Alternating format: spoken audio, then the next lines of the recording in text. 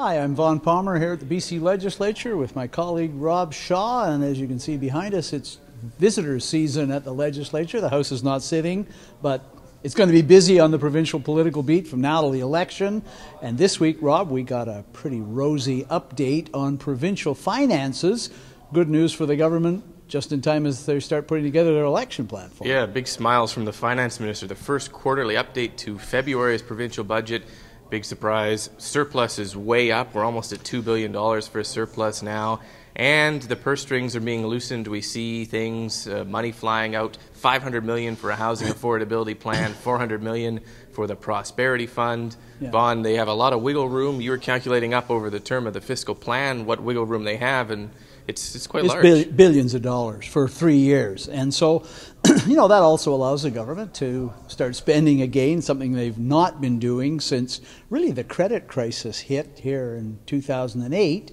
A couple of hints yesterday what might be to come, Rob. Of course, wasn't a hint. They got rid of the next increase in medical premiums. But I think in answer on this running controversy over the rough treatment of folks on disability allowances, fairly strong hint from Mike DeYoung that they are going to put money into that next February. Yeah, they're not going to reverse the bus pass changes, which a lot of people are upset about. Disability bus passes, people were supposed to get a raise to their disability rate, but it got clawed back a bit having to pay for the bus passes. Finance Minister said that's not changing, but he did, I think, drop a hint that the actual disability rate, social assistance rates, those are under review to go up in the next budget. We could see those go up to cover the cost of the clawback the government's stuck in now, perhaps. And the thing is, because the government now has money on hand, I think this also provides an opening for the New Democrats. They're putting together an election platform as well. In the past, the Liberals have already said, well, we can't afford those promises, but the money is there. It's a matter of choice how you spend it. I think the two parties will choose differently, but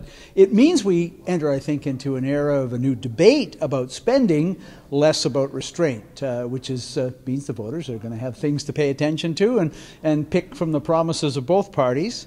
Both parties, by the way, in a bit of a political embarrassment at the moment, right, Rob? Well, yeah, they're both getting ready for the election, so they're working on getting their campaign staff and everything kind of in place. A little bit of news on both fronts this week on that. The Liberals announced that Laura Miller, the party's executive director, is now going to be the campaign director for the 2017 election. She's facing a couple criminal charges in Ontario, and there is a bit of a backlash and some criticism from critics on that. Although I think the calculation, Vaughn, we've talked about this before, is the Liberals figure they're going to get criticized anyways. Yeah. They might as well make use of her considerable talents and put her in charge. Yeah, I think the government's view is, as you say, of course everyone's entitled to the presumption of innocence, but I would also say if the Liberals were less confident about winning the next election, they might not have put Laura Miller in that frontline position. Her, as I say, presumption of innocence, the charges in Ontario won't be heard until September 2017, so that's after the election.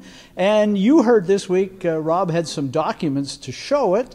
The New Democrats are in a bit of a financial squeeze. Yeah, we've sort of been hearing rumors of that for a while, but these documents show that earlier this year the party was missing its fundraising targets. It, in fact, can't repay its debt to the constituencies. It's had to cut back on some pre-election planning. So that's not a good situation for the New Democrats to be in this pre-campaign period, although their president managed to say with a straight face this week that is completely and 100% turned around. Fundraising is better than it's ever been, including before the 2013 election, Vaughn, which was a high mark for NDP fundraising. Yeah, whatever else you think about the NDP campaign in 2013, Adrian Dix did a phenomenal job raising money, including from the corporate sector, which has never given money to the NDP before. But we'll see the books at some point, and we'll see whether they're on track. I still hear New Democrats are worried.